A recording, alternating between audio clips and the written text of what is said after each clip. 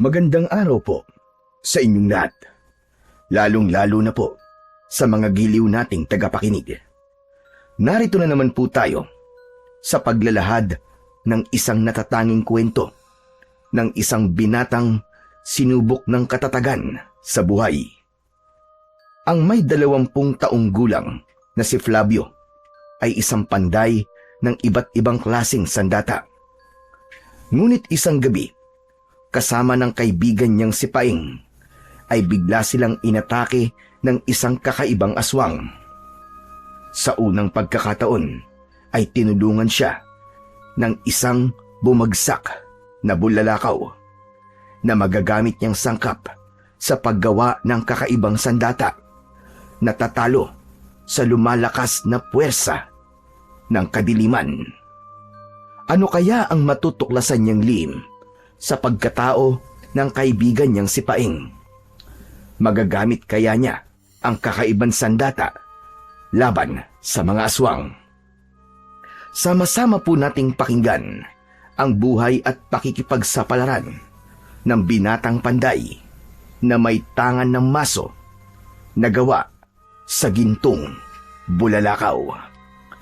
Ngunit bago po ang lahat, mga idol, huwag po nating kalimutang mag-subscribe at i-hit ang notification bell sa aking YouTube channel na The Voice Addict at Apong Isaak para sa mas marami pang makapigil hiningang kwentong aswang at katatakutan mula sa mundo ng kababalaghan. Umpisahan na po natin ang kwento. Flavio! Ano na naman bang klase ng pagpapanday ang ginagawa mo? Kaya lalo kang pumabagal eh. Ganito ang gawin mo. Apuyan mo muna ang pugon para madali mong mapainitan ang bakal. Pagkatapos mong painitan at malambot na ang bakal, saka mo ilagay sa ibabaw ng anbilyo. Konting bilis sa paggampas ng maso. Nakasalalay sa mabilis mong pagkilos ang kalidad ng bakal. Samantalain mo ang pagkakataon habang mainit pa ito. Kaya ko po ito, Lolo Usok. Huwag niyo na po akong turuan. Medyo masakit lang po talaga ang ulo ko. Sus! Katwiran mo na naman yan. Para hindi mo tapusin ang ginagawa mo. Tigilan mo na nga mga kalokohan mo, Flavio. Siguro, may balak na naman kayong umalis ni Paing mamayang gabi, ano? Lolo Usok naman, parang minsan lang naman po kaming umalis sa gabi. Tinatapos ko naman po ang trabaho ko bago kami pumupunta sa karatig baryo. Anong minsan lang na sinasabi mo, Flavio? Halos gabi-gabi na kayong umaalis ni Paing. Tignan mo ngayon ang sarili mo. Aba, namamayat ka na dahil sa kakapuyat nyo ni Paing. Naapektuhan na pati ang trabaho mo. Teka, parang napapansin kong mabagal kang kumilos ngayon. Flavio, sabihin mo nga, ano ba talaga nangyayari sa iyo? Inaantok lang po talaga ako, Lolo Usok. Ako na nga dyan. Akin na. Ako na ang magpapatalas ng talim. Nababagalan ako sa kilos mo. Siguro uminom ka na naman ng alak kagabi, ano? Konti lang naman pong nainom namin ni Paing kagabi, Lolo. Umuwi rin po kami kagad dahil nagkagulo po sa sayawan eh. Tignan mo na! Nagkagulo na naman! Tigil-tigilan mo nga ako, Flavio, sa mga kalokohan mo. Sige na, iabot mo na sa akin ang sipit sa bakal at mainit pa rin tong ginawa mo. Saka kapag natapos ko sa pagpapanday, ayusin mo itong palihan. Mahirap na, baka mawalan na naman tayo ng gamit. Alalahanin mo na 5 espada ang nawala sa atin. Hindi natatakot ang mga magnanakaw na yon. Talagang bira ng bira. Opo, Lolo Usok. Aayusin ko po pagkatapos po ng trabaho. Ay, Lolo. Ano na naman ba ang sasabihin mo, Flavio? Balak po sana namin ni Paing na pumunta po sa kabilang baryo. Piyesta po kasi sa baryo ni Teresa. Si Teresa baka mo? Yun talagang palaging pumupunta sa bahay. Wala akong tiwala sa kanya. Huwag naman po ninyong husgahan si Teresa, Lolo. Kaibigan po namin siya eh. Sige na, Lolo Usok. Payagan mo na po ako. Pangako po, huli na talaga to. Talaga bang hindi ka natitigil sa madalas na pagpunta mo sa piyestahan ng ibang lugar? Alam mo naman na marami nang nangyayari ngayon. Isinasama mo pa si Paeng. Paano? Kung mapasama na naman kayo sa gulo, sige nga. Kagaya namang nangyari sa inyo noong nakaraang gabi. O di ba't nakulong kayo ni Paeng? Magkano nagastos ko para sa kalayaan nyo? Lolo naman nakaraan na po yun. Tapos na yun. Huwag na po natin balikan. Nadamay lang po kami ni Paeng doon. Hindi po kami kasama sa gulo. Yun na nga Hindi kayo kasama sa gulo, pero nadamay pa rin kayo.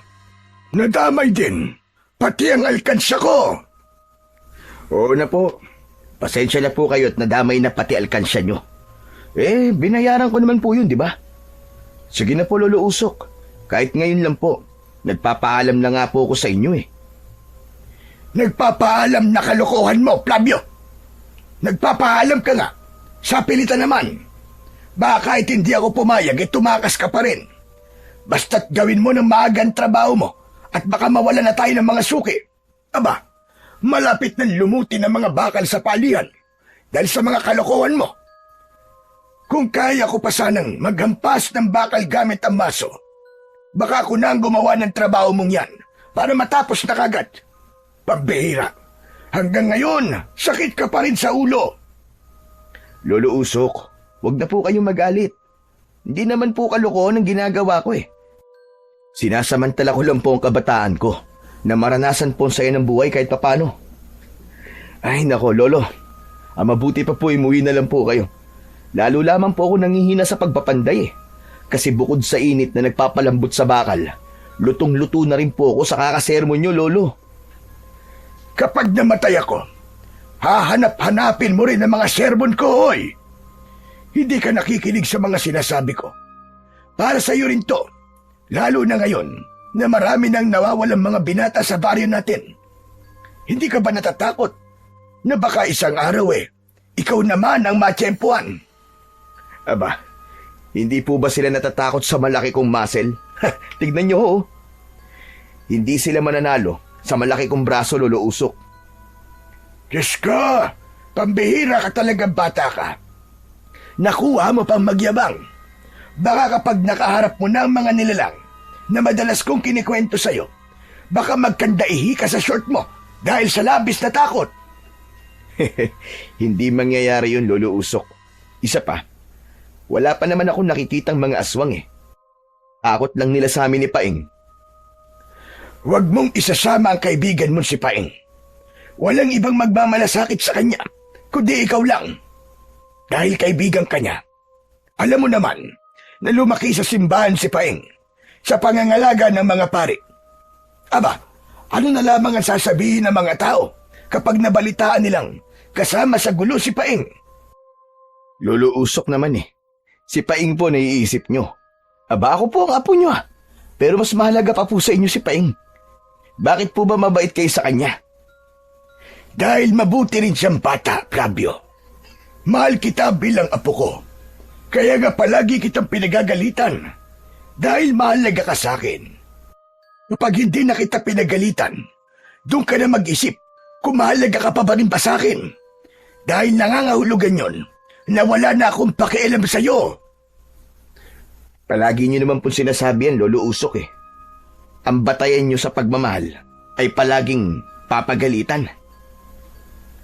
Yun naman talaga ang tama. O siya, sige na. Tapusin mo na itong ginagawa mo at magluluto na ako ng hapunan natin. Flavio, ang mga ibiniling ko sa iyo huwag mong kalilimutan, lalo na ang pagpunta sa kabilang baryo para lang mamiesta. Delikado. Wala rin akong tiwala sa lugar na pupuntahan nyo ni Paeng. Sige po, Lolo. Magluto po muna kayo at tatapusin ko naman po itong ginagawa ko. Pabagsak na inilapag ng may 20 taong gulang na binatang si Flavio ang bakal sa anbilyo. Ang anbilyo ay isang kagamitan na gawa sa malapad na bakal. Pabilog yun na parang lamesa na madalas na sangkalan sa pagpukpok ng matigas na bakal. Itinuon ni Flavio ang kanyang atensyon sa kanyang ginagawa. Sabay hampas ng hawak niyang maso. Ang lahat ng gigil niya ay itinuon niya sa sandatang binubuo niya. Sinulyapan muna siya ni Lolo Usok bago ito tuluyang umalis sa kanyang tabi. Sa isip niya, pupunta pa rin siya sa kabilang baryo para mamiesta. Kahit hindi pumayag sa kanya ang matanda, meron silang usapan ni Paing na magkikita sila sa pandayan. Pagpapanday ng mga sandata ang pangunahing hanap buhay ni Flavio. Minana pa niya iyon sa kanyang lolo hanggang sa kanyang ama. Lahi sila ng panday. Lumaki siya sa pangangalaga ni Lolo Usok. Magmula nang mawala ang kanyang mga magulang, ay hindi na nila pinag-usapan ang tungkol sa kanyang ama at ina. Kahit minsan ay hinahanap niya ang pagmamahal ng isang magulang. Pero ngayong binata na siya, ay unti-unti na niyang natatanggap na si Lolo Usok lamang ang kanyang pamilya. Sa baryo ng San Diego ay iilan lamang silang panday. Kadalasan sa kanila ay magsasaka at mangingisda ang hanap buhay. Pero dahil sa nakagisnang trabaho, ay yun na rin ang nakahiligang gawain ni Flavio. Hanggang sa nagkaroon siya ng pwesto na malapit sa kakahuyan dahil gusto niya ang tahimik na paligid. Kahit merong kumakalat na bali-balita tungkol sa madalas na pagkawala ng mga panday sa kanilang baryo. At kapag natatagpuan ang kanilang mga katawan, ay makikitang putol ang kamay ng mga ito. Para bang isang babala na wala nang mabubuhay na panday sa kanilang lugar. Ngunit si Flavio, hindi siya natatakot sa kwento na kailanman ay hindi pa niya nasasaksihan. Ang madalas na iniisip niya na baka gawa-gawang kwento lamang yun ng mga taong naiinggit sa kanyang trabaho. Hindi yun naging hadlang para hindi ipagpatuloy ni Flavio ang pagpapanday. Pagkalipas ng ilang minuto, ay dumating naman ang kaibigan niyang si Paing. May dala itong tuba na madalas nilang inumin kapag nagtatrabaho sila sa pandayan. Si Paing ang madalas niyang katulong sa paggawa ng sandata dahil mahilig itong bumuo ng mga espada at itak. Kasing edad lamang niya si Paing at magkasundo sila sa lahat ng bagay. Hindi rin kaibigan ang turingan nila sa isa't isa dahil para silang magkapatid na palaging magkasama kahit saan sila magpunta. Tol! Tol! Hindi pa ba yan tapos? Malapit na to. Tatapusin ko na to para hindi na ako mapagalitan ni Lolo Usok. Paniguradong pinagalitan ka na naman ni Lolo Usok, no? At kasama na naman ang pangalan ko sa pagsisermon niya sa'yo. Tama ba ako? Bakit? May iba pa bang pangalan na babanggitin si Lolo Usok? Ikaw lang naman ang palagi ko nakakasama. Basta mamaya tuloy tayo, ha? Wala nang atrasan to. Oo, wala nang atrasan yun. Alalahanin mong nakapagsabi na tayo kay Teresa na sa kanila tayo mamimiesta. Sus, kunwari ka pe. Yung totoo, balak mo talagang ligawan si Teresa. Aminin mo na kasi. Hindi ah. Ikaw ang gusto nun eh. Ikaw ang krusonada nun. Hindi ko naman gusto si Teresa eh. Wala pa kasi sa isip ko magnobya. Kapag nagkaroon ako ng kasintahan, dalawa na sila ni Lolo Usok ang pipigil sa akin sa pag-inom-inom ko ng alak. Madadagdagan lang ang sakit ng ulo ko panigurado. Wala na talaga akong laya nun. At kapag may nobya na ako, palagi lang kami mag-aaway dahil hindi na susunod ang mga gusto ko. Basta para sa akin, sakit lang talaga sila ng ulo. Konti lang ang sinabi ko. Ang dami mo namang kagad na sabi. Pambihira ka. Parang nahahawa na tuloy ako sa'yo eh. Hindi naman sa ganun, tol. Pag-isipan mo rin at piliin ng nobya na popormahan mo. Pero para sa akin, mga bata pa naman tayo eh. May tamang panahon para sa pagpasok sa isang relasyon. Sa ngayon, magsaya muna tayo sa buhay ng malaya at binata. Pag-ipunan natin ang paglagay natin sa tahimik para may maipagmalaki naman tayo sa magiging biyanan natin. Sa bagay, may punto ka tol sa sinabi mo. Pero teka, bakit ba napunta ang usapan natin sa pag-aasawa? Aba syempre, hindi naman na tayo pabata. Pupunta rin tayo sa pagtanda. Kaya sige na, buksan mo na ang alak natin at simulan na natin ang pagdiriwang ng mga binatang sawi. Tumagay ka na muna. Nang pagpunta natin sa pistahan ay wala nang hiya-hiya. Banat na kung banat sa paghataw sa sayawan. Sabay na nagkatawanan ang magkaibigan nang iabot ni Paeng ang basong may laman na tuba kay Flavio. Tinanggap niya ang baso. Saglit na itinigil ni Flavio ang pagpapanday at naupo sa harap ni Paeng. Tinikman niya ang pulutang dala nito para sa kanya. Saka muling nagkwentuhan tungkol sa masasayang karanasan nila. Para bang ilang taon na silang hindi nagkita. Kahit kahapon lamang ay magkasama pa sila. Mula sa katatapos pa lang na piyestahan sa kabilang baryo.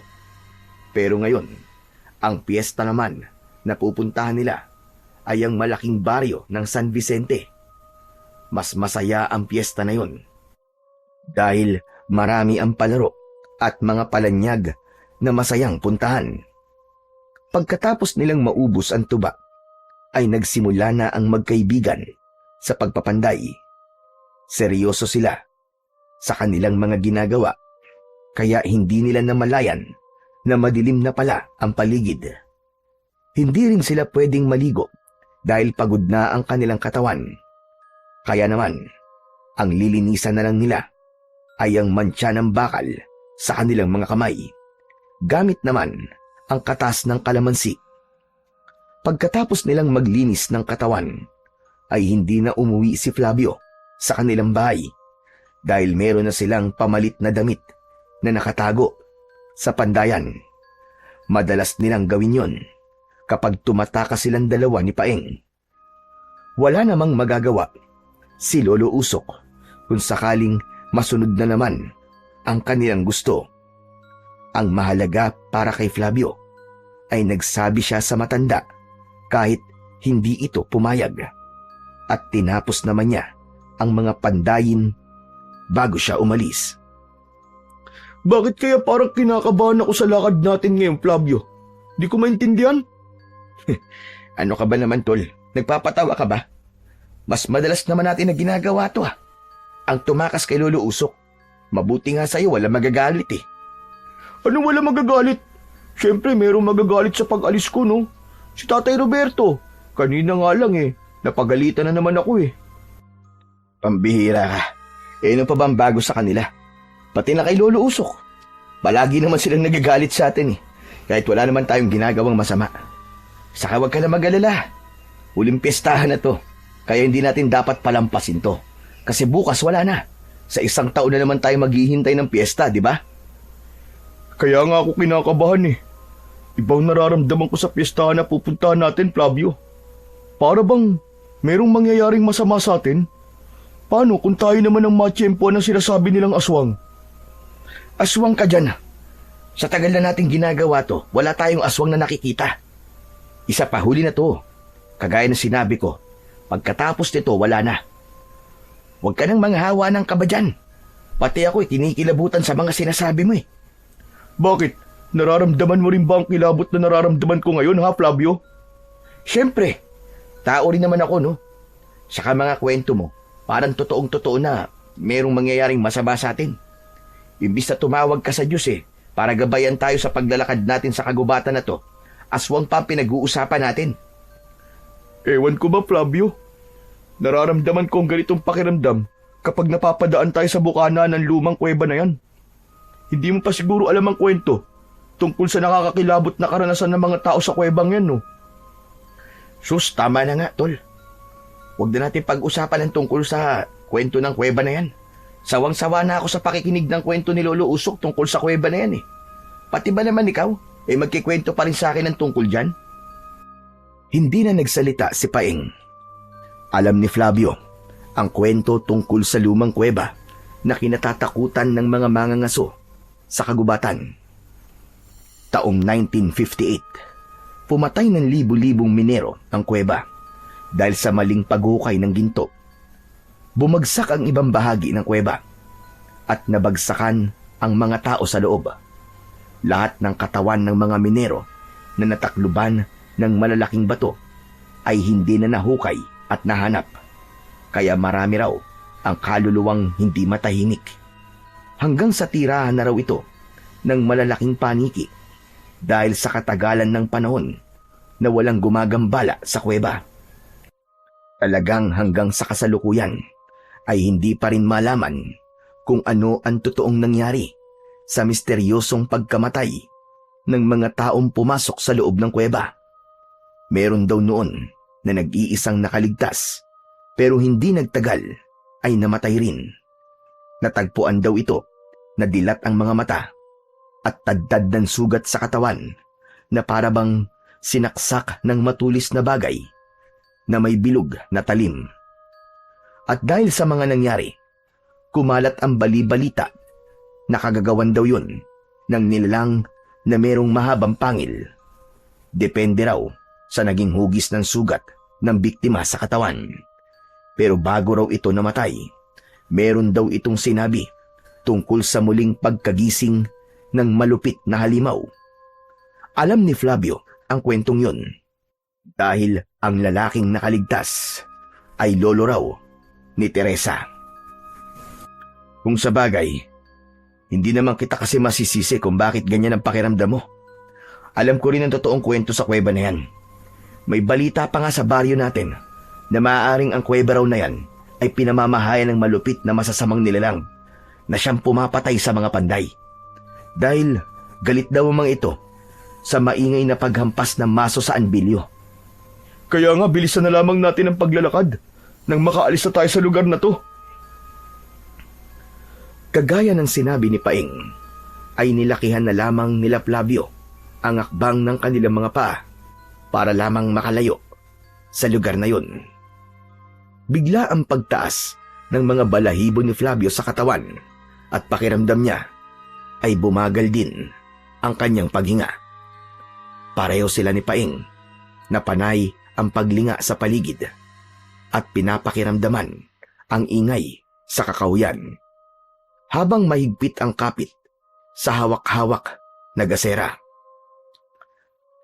Kasabay ng malakas na huni ng mga insektong paggabi. Mabuti na lang at maliwanag ang sikat ng buwan, kaya malinaw din nilang naaaninaw ang daan. Idagdag pa ang konting tama ng alak sa kanilang katawan, kaya wala silang takot na sinuong ang masukal na kagubatan. Ganun ang klase ng piyestahan sa kanilang lugar. Nilalakad lamang nila ang pagitan ng mga baryo dahil mas mabilis kung maglalakad sila dahil sa shortcut na daan. Samantalang kung sasakay pa sila ng kalesa ay aabutin sila ng 2 oras dahil kailangan pang umikot sa kabilang daan at mag-iipon ng pasahero bago umalis.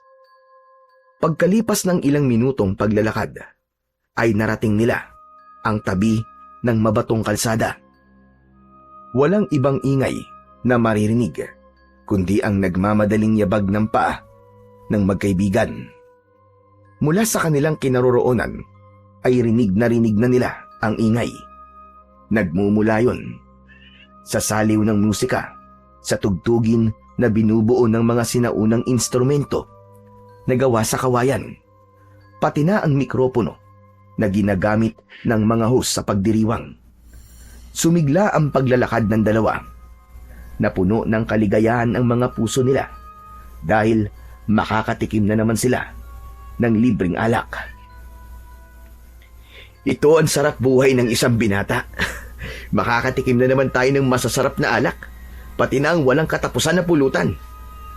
Sa kapanigurado, makakasayaw na naman tayo na magagandang dalaga. Magkaakbay silang dalawa ni Paing habang tumatakbo at tinatahak ang daan papunta sa bulwagan ng pagdarausan ng kasayahan ng piyesta. Marami silang nadaanan na nag-iinuman na mga kalalakihan. Lahat ng mag-alok sa kanila ng tagay ay tinatanggap nila. Mababait ang mga tao at palakaibigan. Mas magiliw sila kapag alam nilang dayo ang kanilang nakikita. Kaya naman, labis na kinahiligan ng dalawa ang pakikipagpiestahan sa iba't ibang lugar na malapit lamang sa kanilang baryo. Ilang saglit lang ay nakarating na sila sa bulwagan. Marami ang sumasayaw sa saliw ng kantang malumanay ang melodiya. Habang ang dalagan si Teresa ay nasa entablado at kumakanta ng pangmalakasan nitong kanta na panglaban sa amateur sa kanilang baryo.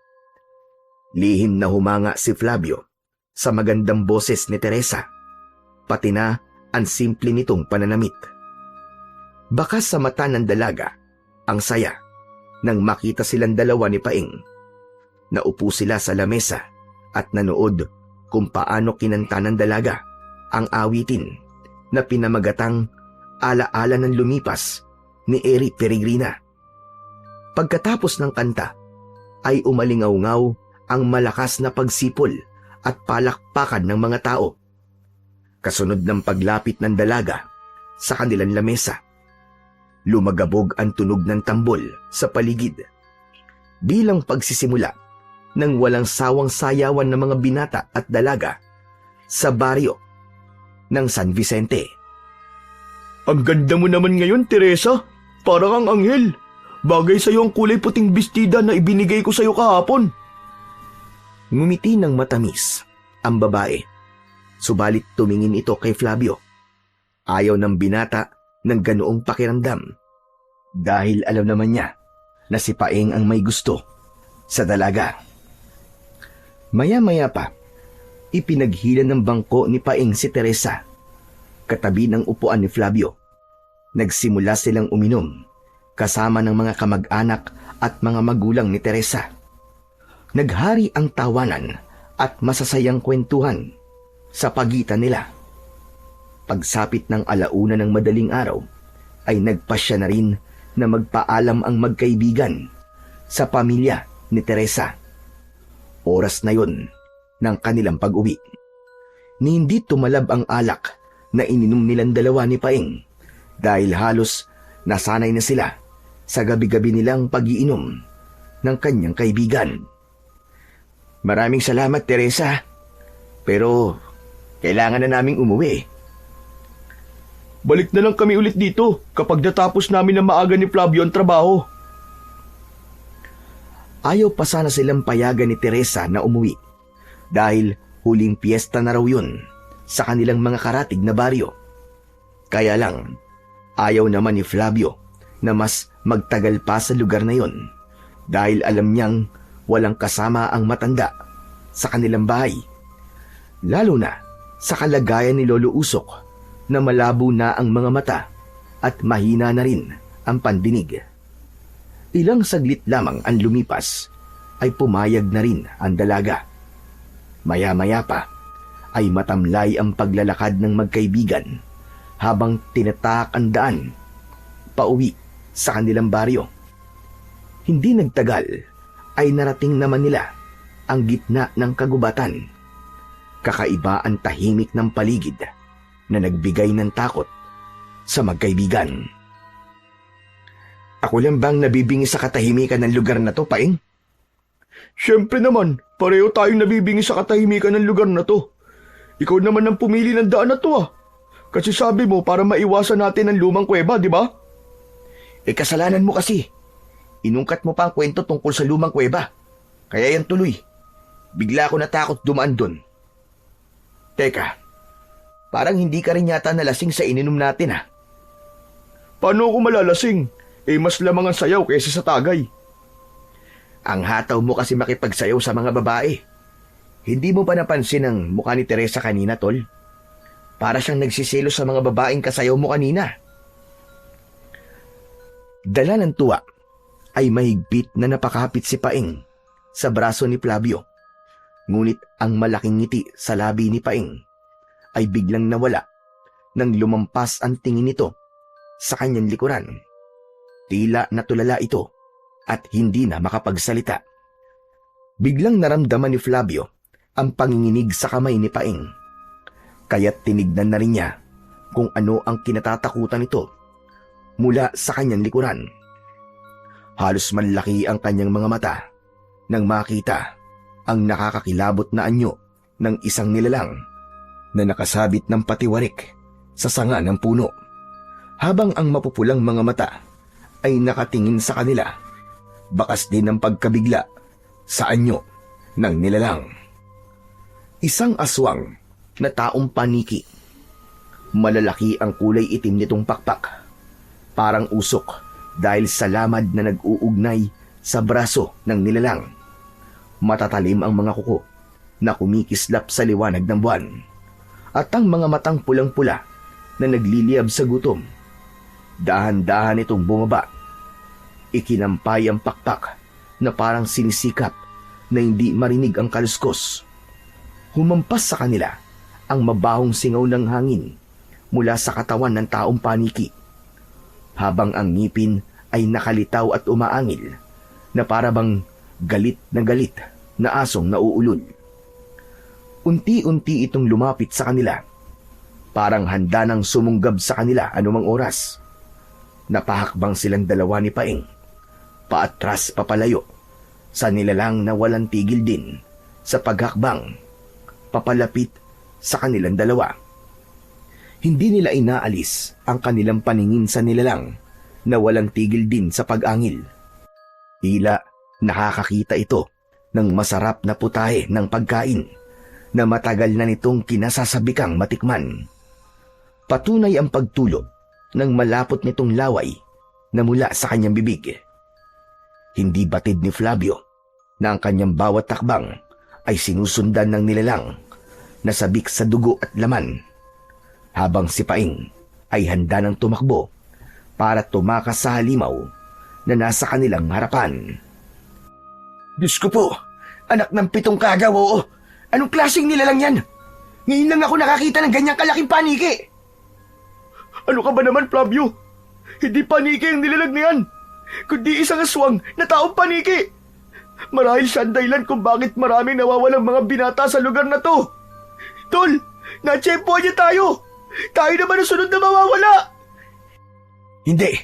Hindi ko inahayaang mangyari sa atin, Paing.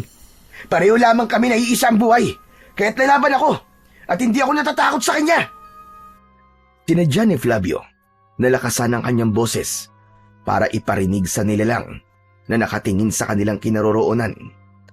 Tumigil sa paghakbang ang nilalang at ngumisi na parabang natutuwa pa sa sinabi ni Flavio. Bigla itong lumukso ng mataas at sa pagbagsak nito sa lupa ay sakto yun sa kanyang harapan. Malakas na suntok ang dumapo sa kanyang muka at pasadsad siyang bumagsak sa lupa, habang si Paing naman ay naiwan na nakatayo at lumaban na rin sa nilalang na nakatayo sa harapan nito. Takot ang kanyang kaibigan, ngunit nagawa pa rin ni Paing na lumaban sa aswang gamit ang mga kamao nito. Tinamaan ng suntok ni Paing ang muka ng aswang na taong paniki, ngunit bumaling lang ang muka nito sa kabilang direksyon. Bumagsik ang muka ng aswang, sabay ganti ng suntok sa muka ni Paing. Pasadsad rin na bumagsak si Paing sa damuhan. Dala ng pag-aalala ni Flavio sa kanyang kaibigan, mabilis siyang bumangon at naghanap ng kahoy na magagamit niya laban sa aswang na taong paniki. Sakto na mayroong kahoy sa kanyang harapan. Dinampot niya yon at patakbong sumugod sa kinaroroonan ng aswang. Inatake niya ito ng hampas gamit ang kahoy. Tumama ang kanyang palo sa balikat nito, ngunit kagaya sa nangyari kay Paing, hindi rin ito tinablan ng hampas niya ng kahoy.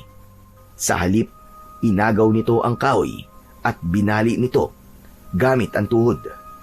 Sabay hampas sa kanyang ulo gamit ang kahoy. Naramdaman ni Flavio ang pagguhit ng napakasakit na pagtama ng kahoy sa kanyang ulo. Pakiramdam niya ay biglang lumabo ang kanyang paningin. Bumagsak siya sa lupa at nanghihinang napayakap sa kanyang ulo. Ang ulo ko. Ang sakit. Humanda kang halimaw ka. Papatayin kita! Umalingaw-ngaw sa paligid ang malakas na paghuni ng aswang sa kanyang paanan. Kitang-kita ni Flavio na mas humaba pa ang kuko ng aswang sa daliri.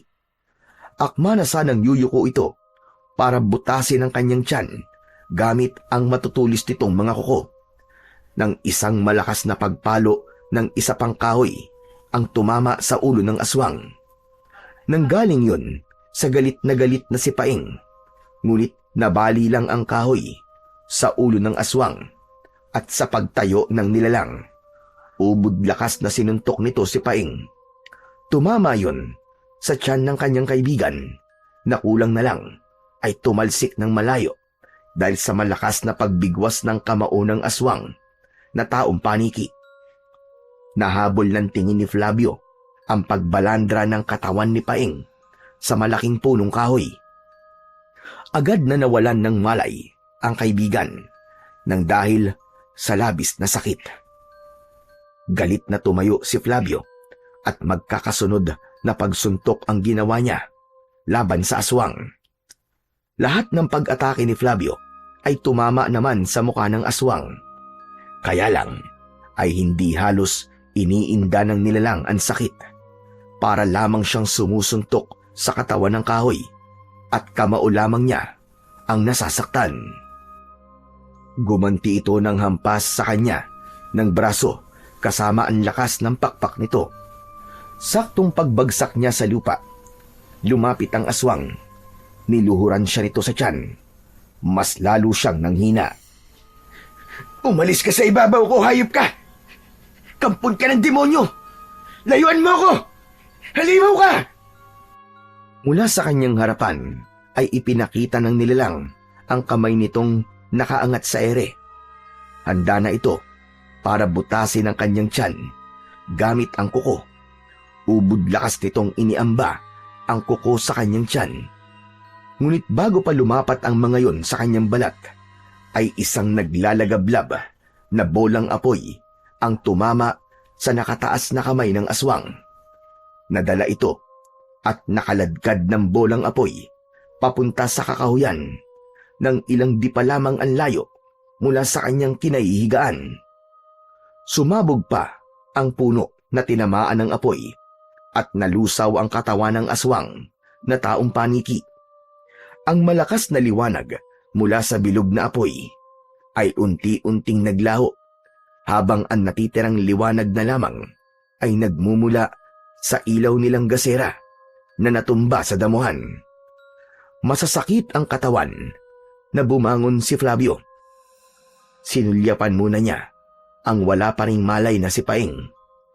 Sa kanya muling tinignan ang bolang apoy na pumatay sa halimaw. Sa unang pagkakataon ay iniligtas siya ng kakaibang bagay na yon na bumagsak mula sa langit. Diyos ko, alam kong paraan mo po ito para mailigtas kami ng kaibigan ko. Subalit, ano kayang klaseng apoy ang tumama sa aswang na yun? Habang pabulong na nagsasalita si Flavio, ay dahan-dahan din siyang naglalakad papalapit sa kinaroroonan ng bumagsak na apoy. Paglapit niya, ay nakita niya pa ang nakakalat na abo ng aswang sa lupa. Ganon din ang abo na nakadikit sa isang bagay na bumagsak mula sa langit. Diyos ko, alam kong paraan mo ito para mailigtas kami ng kaibigan ko. Subalit, anong klase kayang apoy ang tumama sa aswang na yun? Habang pabulong na nagsasalita si Flavio, ay dahan-dahan din siyang naglalakad papalapit sa kinaroroonan ng bumagsak na apoy. Paglapit niya, ay nakita pa niya ang nakakalat na abo ng aswang sa lupa. Ganon din ang abo na nakadikit sa isang bagay na bumagsak mula sa langit. Mahina ang pagpislap na halatang nawala na ang init ng bagay na iyon. Nanginginig ang kanyang mga kamay. Nahinipo ang balat ng malabato na bagay na yon. Wala na ang init, ngunit umuusok ng kulay dilaw. Parang ginto na bumagsak mula sa langit. Bumilis ang tibok ng puso ni Flavio at inisip na totoong ginto ang bagay na yon.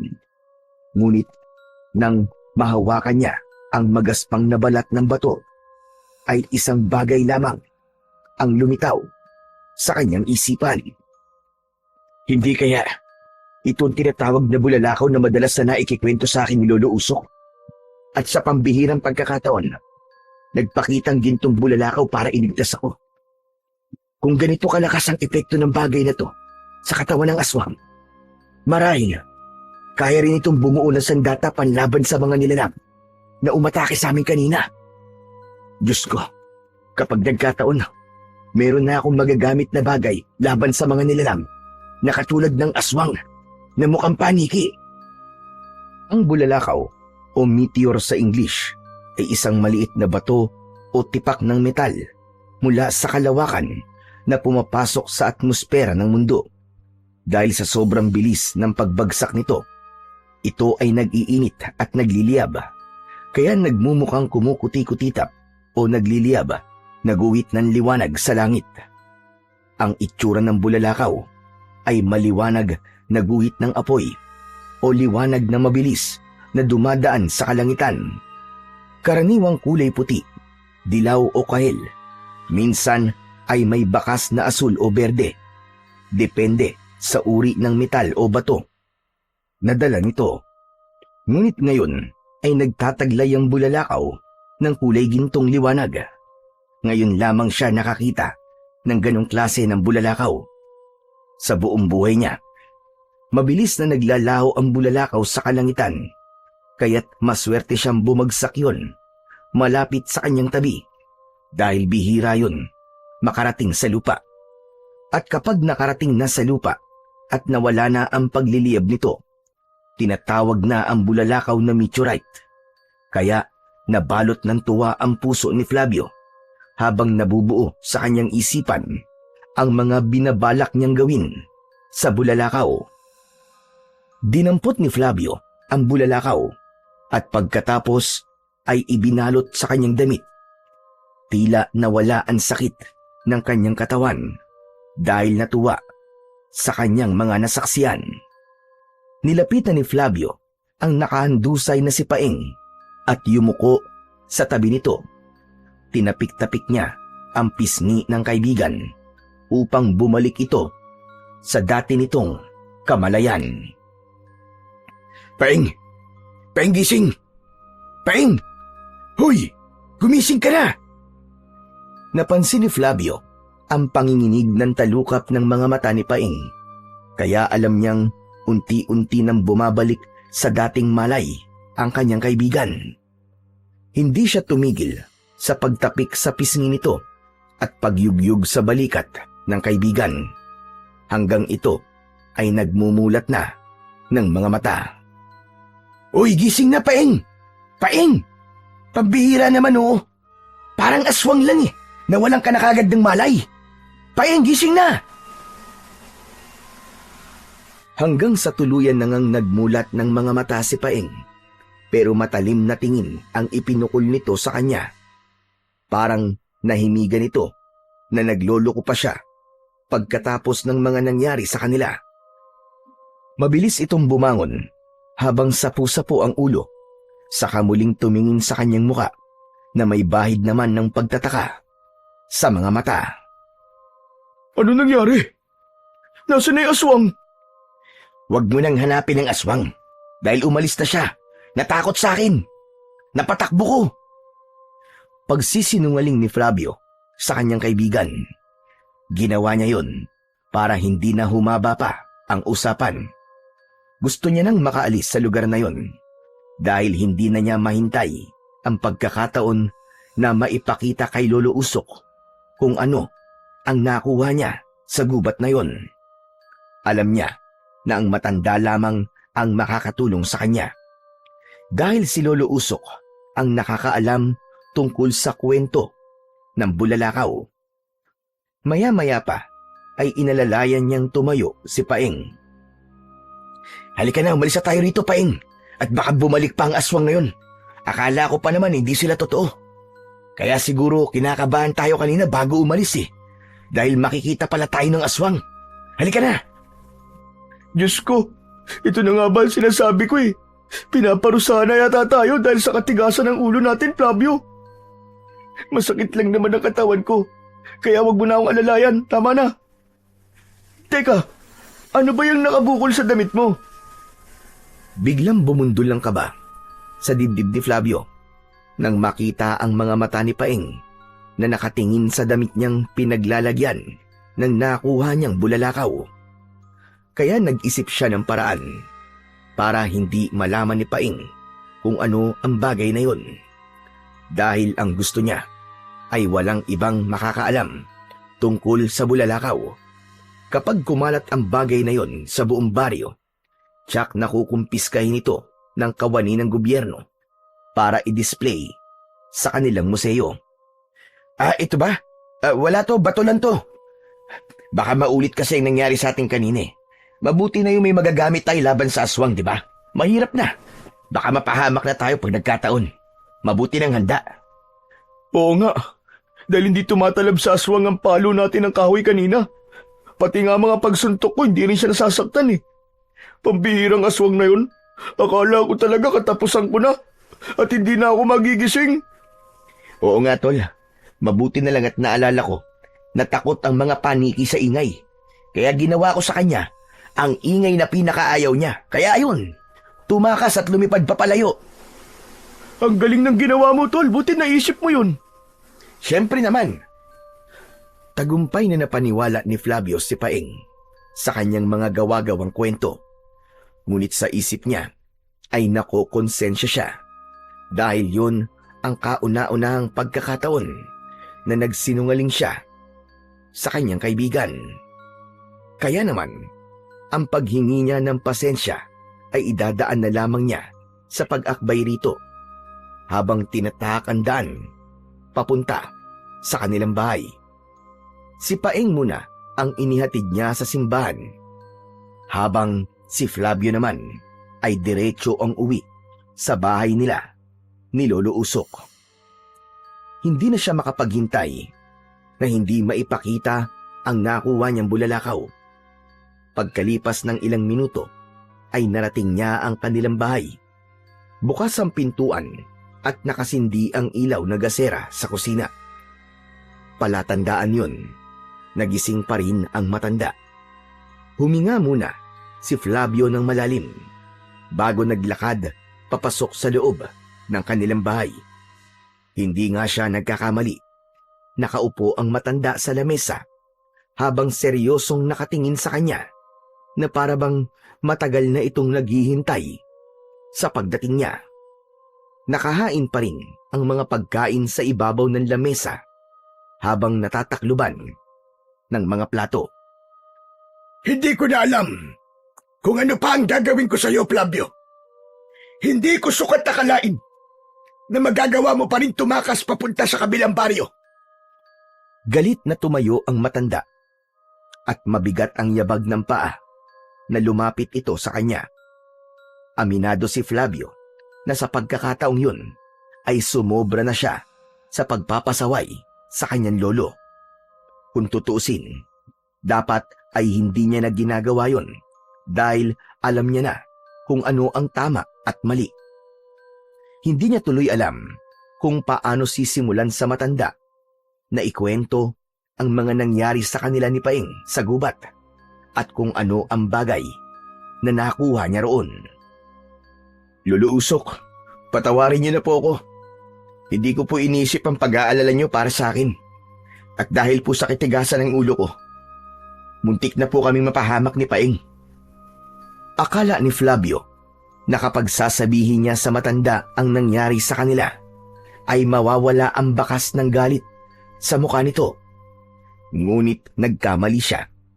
Mas lalong tumaas ang boses nito habang nanginginig ang katawan dahil sa pagtitimpi nito ng galit. Nakita mo na Nakita mo na kung ano ang muntik nang mangyari sa inyo. Mabuti't nakabalik pa kayo ng buhay ni Paeng.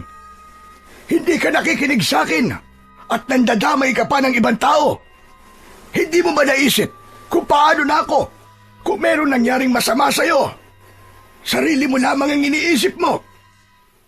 Alam ko po na nagkamali po ako, Lolo Usok. Kaya't patawarin niyo na po ako sa mga nagawa ko. Huwag na po kayo magalit. Baka atakihin pa po kayo sa puso eh. Patawarin niyo na po ako.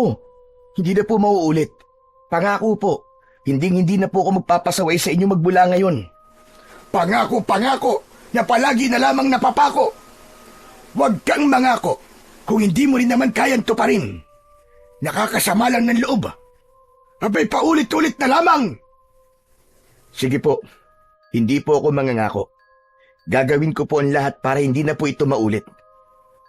Pero Lolo, gusto ko pong malaman nyo. Nakakita po kami ng aswang na taong paniki sa gitna ng kagubatan. Napasulyap sa kanya si Lolo Usok at nakakunot ang noo na napatitig sa marumi niyang damit. Nahinto ang tingin nito sa kanyang damit na pinaglalagyan niya ng bulalakaw. Sandali lang, Flavio.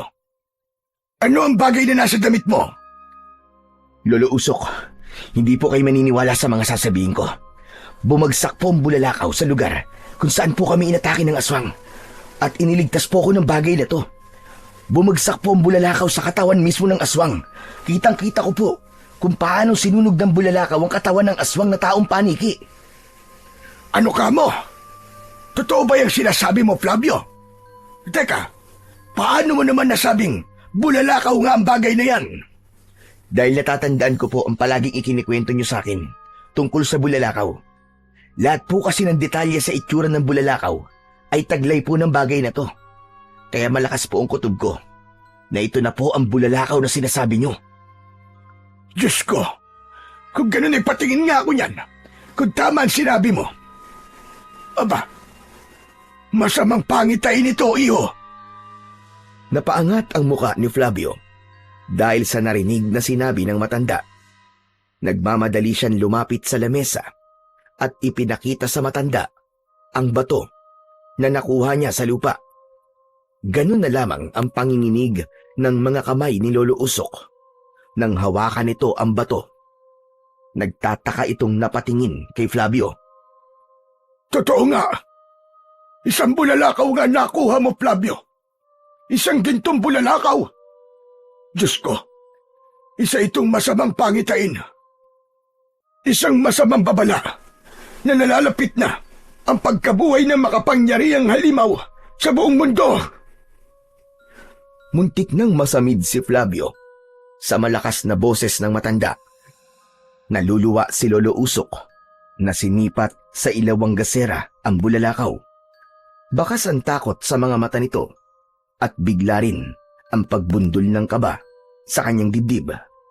Akala niya suwerte ang dala ng bulalakaw, subalit nagkamali siya dahil isa pala yung banta sa kanilang buhay. Teka, Lolo Usok. Hindi po ba kayo nagbibiro sa sinabi nyo? Hindi mo po ba ako tinatakot sa bagay na yan? Kung galit po kayo sa akin, huwag na po kayong gumawa ng kwento para takutin pa ako. Hindi kita tinatakot, Flavio. Totoo ang sinasabi ko.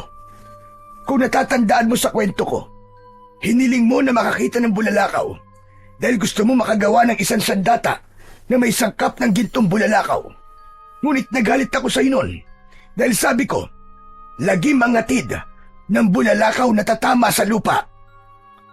Biglang bumalik sa isip ni Flavio ang tagpong sinasabi ni Lolo Usok. Nang maalala niya lahat, ay nanghihina siyang napaupo sa bangko, paharap sa lamesa. Kung sa'yo nagpakita ang bulalakaw at iniligtas ka niya sa tiyak na kamatayan, nangangahulugan na ang buhay mo ay pangalawa na lamang at may utang ka sa bulalakaw na to. Ang buhay mo ngayon ay iikot sa isang misyon. Misyon na ano po, Lolo Usok? Misyon na patayin ang aswang na matagal nang nabubuhay sa mundo natin. Ang pinakamalakas na halimaw na papatay sa mga tao para sa panibagong pag-aalay sa kanyang buhay. Siya ang kakaibang nilalang na kumukuha ng dugo at buhay ng tao para siya naman ang mabuhay. Diyos ko, ngayon pa lang ay natatakot na ako para sa iyo, Apo. Matanda na ako at hindi ko alam kung paano kitang matutulungan pagdating sa pakikipaglaban sa kasamaan. Dati ko nang alaman tungkol sa gintong bulalakaw, pero hindi ko alam na ikaw pala ang makakakuha nito. Ikaw rin pala ang gagamit sa matagal ko nang itinatagong kulay itim na libro. Ano kanyo, Lolo Usok? Itim na libro? Nasaan po ang libro? At para saan po yun, Lolo Usok? Saglit lang, maghintay ka rito at kukunin ko ang libro sa aking lumang baul. Inilapag ng matanda ang bulalakaw sa ibabaw ng lamesa at pumasok ito sa loob ng silid nito. Habang si Flavio naman ay naiwan na nakatitig sa bulalakaw. Hindi niya maipaliwanag ang takot na nararamdaman niya nang maalala ang sinabi ni Lolo Usok. Ilang minuto lang ang lumipas ay bumalik ang matanda. Dala ang maliit na libro na halos kasinlaki lamang ng palad ni Flavio. Balot yon ng kulay itim na tela at ang panlabas na balot ng aklat ay may nakadisenyong maso. Sa itsura ng manipis na libro ay luma na yon at matagal nang hindi nabubuklat. Heto, kunin mo ang mahiwagang itim na libro. Kung mapapansin mo, isang maso ang nakaguhit na larawan sa labas ng pabalat nito. Kinuha ni Flavio ang libro at isa-isang binuklat ang mga pahina. Nalantad sa kanyang paningin ang larawan mula sa guhit kamay ng taong gumawa nun. Isang paraan kung paano mabubuo ang mahiwagang maso na gawa sa gintong bulalakaw. Ang maso ang tumalo sa halos 1,000 aswang na taong paniki. At ang maso rin ang naging dahilan kung bakit nakatulog ang hari ng aswang na nagngangalang Lizardo. Nakalagay din doon ang kakayahan ni Lizardo, kakayahang humigop ng buhay ng tao sa pamamagitan ng pagsakal nito sa leeg ng kanyang mga biktima. Muntik mabitiwan ni Flavio ang aklat dahil sa biglang pagbalot ng kilabot sa kanyang buong katawan. Ang libro na yan, Flavio, ang susundan mo para magawa ang sandatang katulad na nasa larawan. Kailangan gawin mo yan mula hating gabi hanggang 3:00 ng madaling araw sa loob lamang ng 1 linggo. Gagawin mo yan nang walang ibang tao na tutulong sa'yo. Kailangan masunod ang bawat paraan nang wala kang nakakalimutang detalye. Paano po kung hindi ko na lang po gawin ng maso, Lolo Usok? Magmula nang iligtas ka ng bulalakaw, nangangahulugang ikaw ang pinili niya. Ikaw ang itinakda para muling patayin ang haring si Lizardo. Wala kang karapatang umatras. Dahil kung hindi mo yung gagawin, kasama ka namin na mamamatay at muling mag-ahari ang lagim sa buong daigdig. At siya rin ang dahilan kung bakit wala nang nabubuhay na panday sa baryong ito. Kung ganun ho, si Lizardo pong pumapatay sa mga panday sa baryo natin? Akala ko ba hindi pa siya nagigising? Gising na siya, Flavio. At yun ang dahilan kung bakit nagpakita sa iyo ang bulalakaw. Ang paglitaw ng aswang na taong paniki, ang mga senyales na buhay na ulit ang hari ng mga aswang. Maaaring marami na siyang buhay na kinuha para lamang siya ang mabuhay. Gagawin niya ang lahat para tuluyang mawala ang mga hadlang sa kanyang paghahari. Kung siya po ay muling nabuhay, nangangahulugan na meron po siyang alagad na gumagawa ng paraan para siya ay buhayin. Tama ka, Flavio. Isang alagad na tapat at sumumpa ng katapatan sa lahat ng salin ng kanyang lahi. Kaya nararapat lang na matalo na ang alagad niya para matapos na ang pag-aasik ng lagim ni Lizardo. Isang malalim na buntong hininga ang pinakawalan ni Flavio habang nakatingin sa nag-aalalang si Lolo Usok. Naniniwala siyang ang pagpapakita ng bulalakaw sa kanya ay tanda ng nalalapit na pagsalakay ng mga aswang na taong paniki, at ang paglitaw ng aswang kanina ay indikasyong nagsisimula na ang mga ito sa paggasik ng lagim. Matagal na pinag-aralan ni Flavio ang mga detalye na nasa itim na libro. Pagkatapos ay pinagmasdan niya ang disenyong nakaukit sa puluhan ng gagawin niyang maso.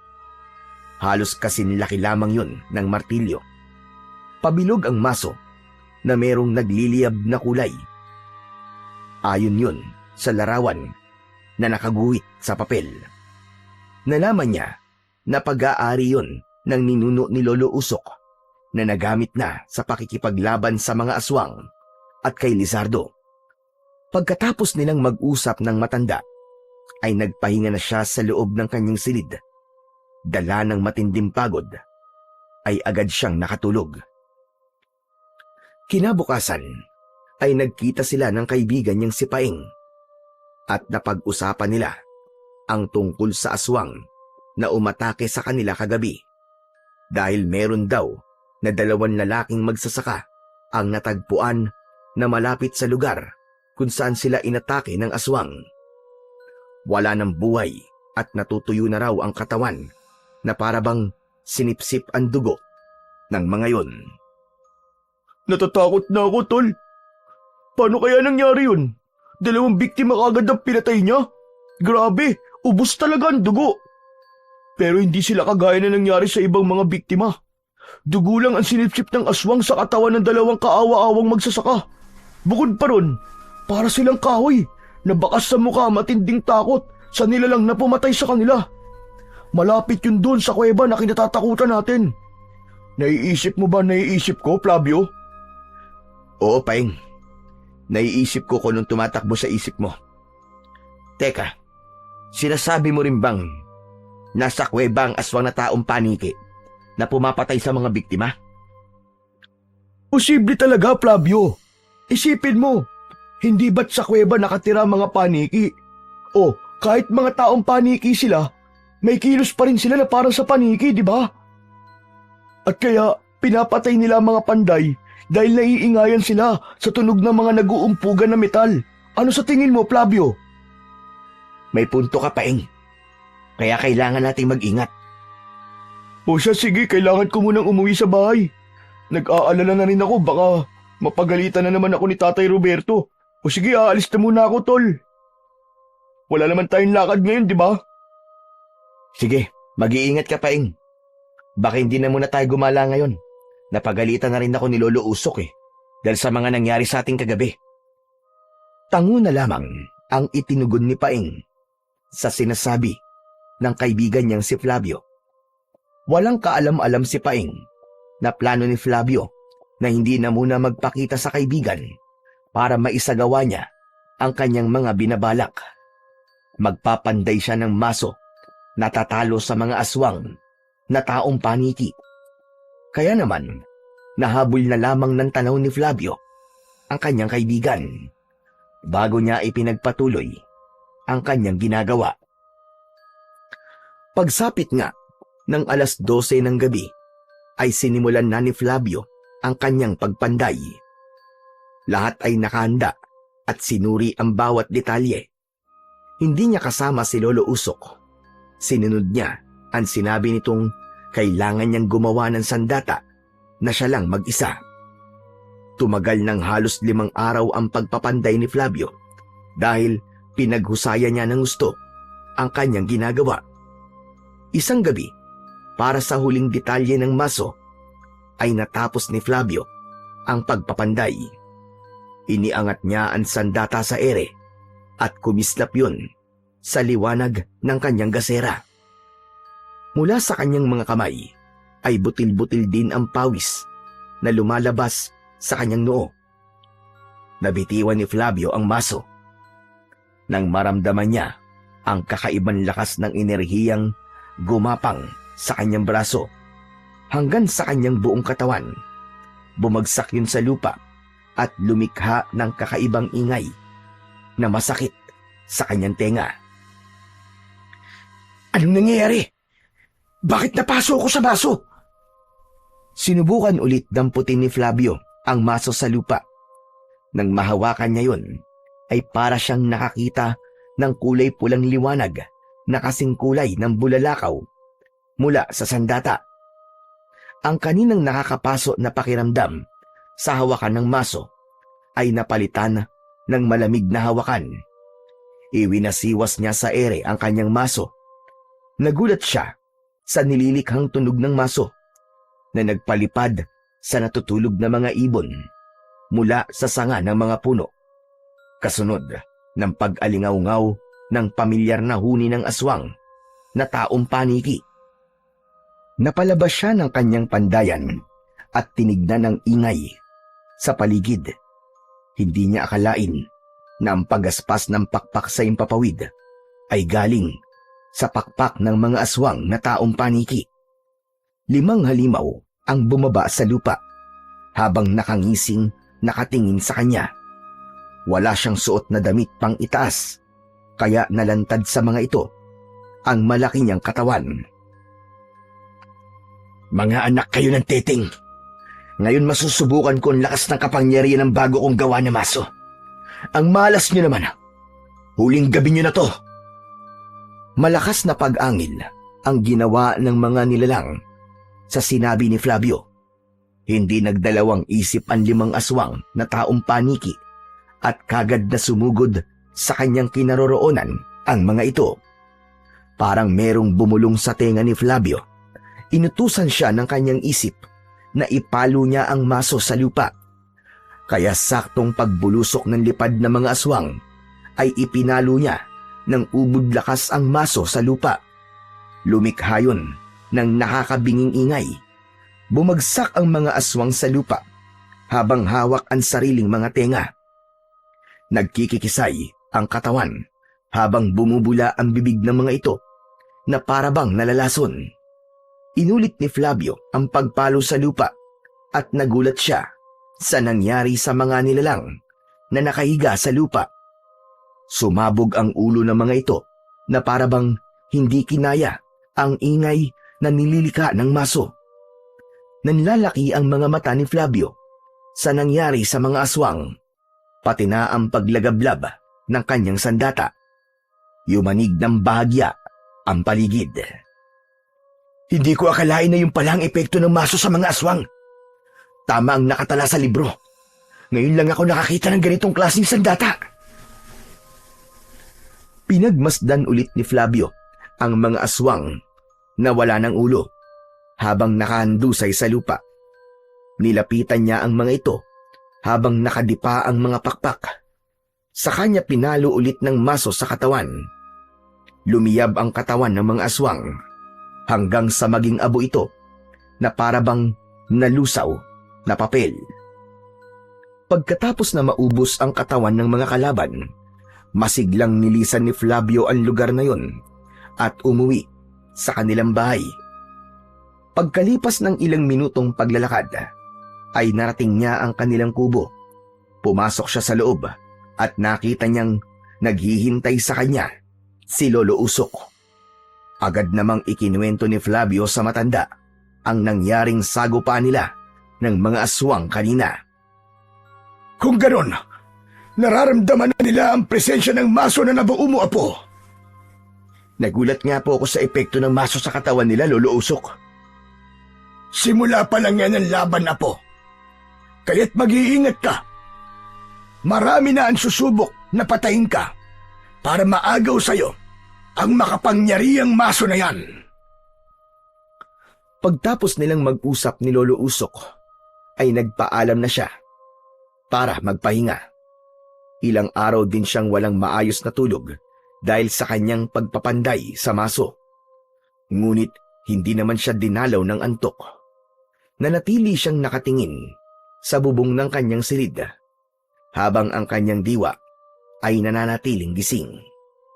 Abala sa pag-iisip ng mga dapat niyang gagawin dahil sa oras na makaharap niya si Lizardo, siguradong isa sa kanila ang mamamatay. Dahil hindi na natulog si Flavio, maaga siyang bumangon at naghanda ng mga gagamitin niya sa pagpapanday. Itutuloy niya na ang natigil niyang gawain. Balak na niyang tapusin ang pagpapanday sa mga sandata para sa kanyang mga suki na matagal nang naghihintay sa kanya. Flavio, parang hindi ka natulog kagabi. Maaga ka kasing bumangon ngayon. Tama ho kayo, Lolo Usok. Hindi nga po ako nakatulog. Nag-aalala po kasi ako sa mga nangyari kagabi. Huwag mo nang isipin yun. Ang mahalaga, may sandata ka na magagamit laban sa kanila. Teka, ano bang plano mo ngayon? Pupunta ka ba sa pandayan? Sana po, Lolo Usok. Bala ko na po kasing tapusin ang mga naiwan kong pandayin. Aba, baka magalit na po sa atin ang mga nagpapagawa ng sandata. Mabuti pa nga. Siya nga pala, unahin mong gawin ang ipinapapanday ng lalaking dayo. Matagal na yun. Baka bawiin na ang bakal. Yun na nga po ang uunahin ko, Lolo Usok. Pagkatapos na maihanda ni Flavio ang mga gamit, ay lumabas na siya sa kanilang bahay. Tinahak niya ang daan, papunta sa kanyang pandayan. Ilang saglit lang ang lumipas, ay narating niya ang pandayan. Ibinaba niya ang kanyang mga kagamitan at inilapag sa lamesa. Kinuha niya ang bakal na matagal nang nakasabit sa dingding. Si Lolo Usok ang tumanggap sa serbisyo na yon ng lalaking dayo. Yun na ang kanyang uunahin. Hindi pa man siya nagtatagal sa pagpapanday. Dumating si Paing. Seryoso ang mukha nito at bakas ang galit sa mga mata. Tinanong niya ito kung ano ang problema. Ngunit umiwas ito at ito ang nagtanong kung nasaan si Lolo Usok. Nasa si Lolo Usok, Flavio? Nasa bahay siya. Teka, bakit mo naman hinahanap si Lolo Usok? Ano ba nangyayari sa'yo? Meron lang akong itatanong sa kanya, Flavio. Kung gusto puntahan mo na lang doon sa bahay. Bumalik ka na rin dito kagad at magpapatulong ako sa iyo sa pagpapanday. Depende sa isasagot sa akin ni Lolo Usok, Flavio. Napaangat ng muka si Flavio at napatitig sa muka ng kaibigan. Bakas sa mukha nito ang galit. Napakunot ang kanyang noo dahil sa pagtataka. Halata rin ang panginginig sa katawan ni Paing at pamumula ng mga mata nito.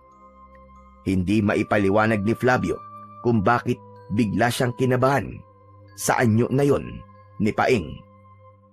Paing, sabihin mo nga, may problema ba? Bakit ka nagkakaganyan? Meron lamang akong gustong itanong kay Lolo Usok. Sige na, aalis na ako. Babalik ako kagad dito kapag nakapag-usap na kami. Nahabol na lamang ng tanaw ni Flavio ang papalayo niyang kaibigan. Isang malalim na buntong hininga ang pinakawalan niya at muling ipinagpatuloy ang pagpapanday sa sandatang nakalapag sa anbilyo. Maya-maya pa ay nagulat siya sa pagdating naman ng isang lalaki na seryosong nakatingin sa kanya. Wala itong imik na dumampot ng mga bakal sa tabi niya at hinawakan ang natapos niyang sandata. Ito na ba ang espada na pinapagawa ko kay Tatay Usok? Natigilan si Flavio nang marinig niya ang boses ng lalaki. Mahaba ang manggas ng suot nitong damit at halata ang maputla nitong balat habang nakasuot ng salakot na gawa sa abaka.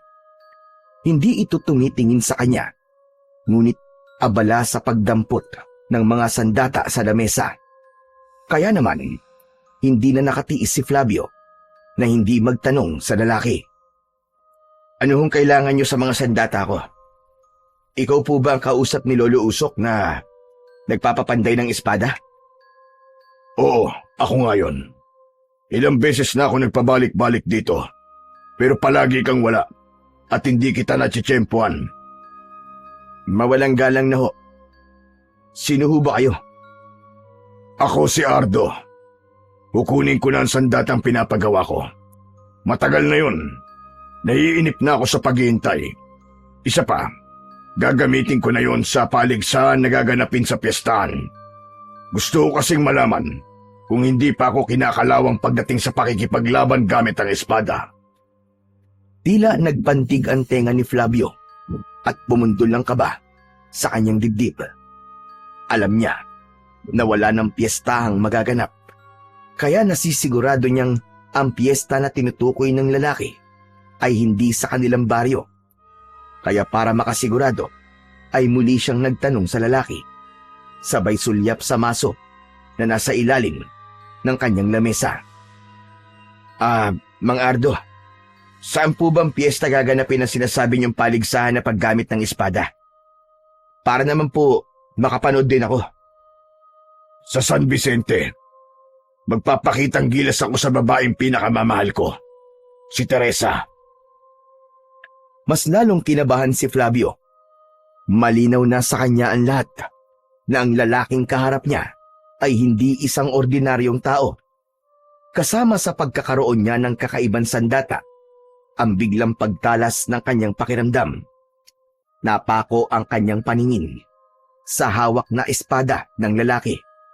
Sa kanya nasilip ang labi nito na ngumisi ng nakakakilabot.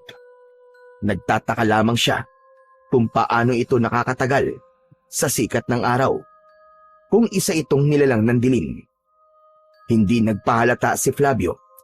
Humakbang siyang papalapit sa kinaroroonan ng kanyang maso, habang hindi inaalis ang paningin sa muka ng lalaking nakatungo. Hawak pa rin ito ang espada na parabang sa kanya pa mismo gagamitin ang sandatang ginawa niya. Mas titibay ang espadang ito kapag nalagyan ng dugo ng isang panday. Balita ko, ikaw na lamang ang natitirang panday sa baryong ito. Hindi mo ako maluloko. Huwag ka na magkunwari, Lizardo. Alam kong ikaw yan. Hindi ikaw si Ardo. Kaya huwag ka na magpanggap. Huli ka na. Kasabay ng pagsigaw ni Flavio, ay mabilis niyang dinampot ang maso. Umatake kagad sa kanya si Lizardo ng taga, na tumama naman sa hawakan ng maso. Tila napapangiwi ang muka ni Lizardo sa pagkikiskisan ng mga talim ng kanilang sandata. Mahina ang kapangyarihan ni Lizardo kapag may presensya ng araw. Mukhang napabilis ang pagkikita natin kaysa sa inaasahan ko. Ang lakas ng loob lumapit sa akin. Kaya pala marami ang nawawalang panday sa baryo namin dahil totoong nagising ka na, Lizardo. Paano mo nalaman ang tungkol sa akin? Walang nakakakilala sa akin. Wala ngang nakakakilala sa'yo. Pero sa masong hawak ko, hindi ka makakapagtago. Muling umatake ng taga ng espada si Lizardo. Ngunit nasa lagyon ng maso ni Flavio. Umalingaw-ngaw ang malakas na tunog ng nagkikiskisa na bakal at lumingas na malaapoy ang kanilang mga sandata. Bumaluktot ang katawan ni Lizardo habang nasasaktan sa ingay ng kanilang mga armas. Sapat na ang mga nalaman ko na nakagawa ka na ng maso na papatay sa akin. Subalit mahina ang iyong kapangyarihan. Sinadya ko lamang na makipaglaban sa'yo para malaman ko kung gaano ka kalakas. Nakakatawa. Hindi ang tulad mo ang dapat kong katakutan dahil matutulad ka rin sa mga panday na pinatay ko. Mapatay mo man ako, ay merong isang Teresa na bubuhay muli sa akin. Pagkasabi ni Lizardo, ay humakbang itong papalayo sa kanya. Tila inanam lang nito kung gaano kalakas ang kanyang sandata. Ngumisi ito ng nakakaloko. Isang malakas na pagbato ng espada ang tumama sa muka ni Flavio. Nag-iwan yun ng konting sugat sa kanyang pisngi na nagdulot ng labis na galit sa kanyang dibdib. Matalim ang kanyang tingin na tinitigan ang nakatayong si Lizardo. Kasabay ng muli nitong pagsasalita. Ibinabalik ko na sa iyo walang kwenta mong sandata na pinanday para sa akin. Meron akong nakalaan na panlaban sa maso mong inutil ka. Hindi pa roon natatapos ang aking pag-iiganti sa ginawa ng tatay mo sa akin. Sa mga oras na ito, nasa kuta ko na ang pinakamamahal mo na si Lolo Usok. Anong ibig mo sabihin? Sumagot ka, hayop ka! Bihag ko na sila ngayon kasama ng kaibigan mo. Mamayang gabi, uubusin ko lahat ng mga tao na nakatira sa baryo at kasama ka. Kaya mahalagang pumunta ka sa lugar na malapit sa aking tirahan. Ibigay mo sa akin ang ulo ng tatay mo, kapalit ng ulo ng kaibigan at Lolo Usok mo. Nagkakamali ka. Patay ng tatay ko. At hindi ko siya nakilala simula na magkaisip ako. Hindi totoo yan. Hindi ko siya napatay. Itinago ka niya sa akin sa loob ng mahabang panahon. Ako rin ang pumatay sa iyong ina. Marahil hindi mo pa alam na isa akong immortal na walang kamatayan. Hindi ako tumatanda. Kapag nakakasipsip ako ng dugo ng bata o binata, ay nagbabalik ako sa dati kong anyo. Imposible na wala kang kamatayan. Kaya ka natatakot ng ganyan. Dahil nakagawa na ako ng sandatang papatay sa'yo. Wala akong pakialam kung sino ka man o isa kang immortal. Dahil ako ang huling panday na papatay sa'yo. Tandaan mo yan, Lizardo. Sa oras na masaktan mo, lolo ko, uubusin ko ang kahuli-hulihan ng lahi mo. Pati na ang hininga mo, ay babawiin ko sa'yo. Ginagawa yan. Hindi sinasabi. Paalam na. Hanggang sa muli nating pagkikita. Panday. Sa pag-ikot ni Lizardo sa harapan ng pandayan ni Flavio, ay mabilis itong nakaalis. Para bang may itim na usok na naiwan sa lugar kung saan ito nanggaling. Isang malalim na buntong hininga ang pinakawala ni Flavio habang nangihinang napaupo sa bangko. Mabilis siyang tumayo at tumakbo papunta sa kakawyan. Tinahak niya ang daan pauwi sa kanilang bahay para makasigurado kung totoo nga ba ang sinabi ni Lizardo.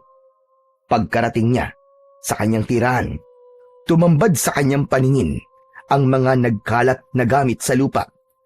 Siraan dingding na gawa sa sawali. Halatang nanlaban pa ang kanyang lolo sa mga alagad ni Lizardo na kumuha sa mga ito. Magulo ang kanyang isip na napakuyom ang kanyang kamao habang ang kabilang kamay ay mahigpit na hawak ang maso. Pagbabayaran niyang ginawa niya sa nanay ko, pati na ang pagkuha sa kaibigan at lolo ko. Humanda ka. Ngayon pa lang ay hahanapin kita, Lizardo. Tutugisin kita at pipinuhin kita hanggang sa mamatay ka. Umalingaw-ngaw ang malakas na boses ni Flavio sa harapan ng kanilang bahay. Kaya lang ay naramdaman niya na parang may mga matang nakamasid sa kanya. Sa kanyang paglingon sa paligid ay tila nahagip ng kanyang mga mata ang biglang pagtago ng isang tao sa likod ng puno.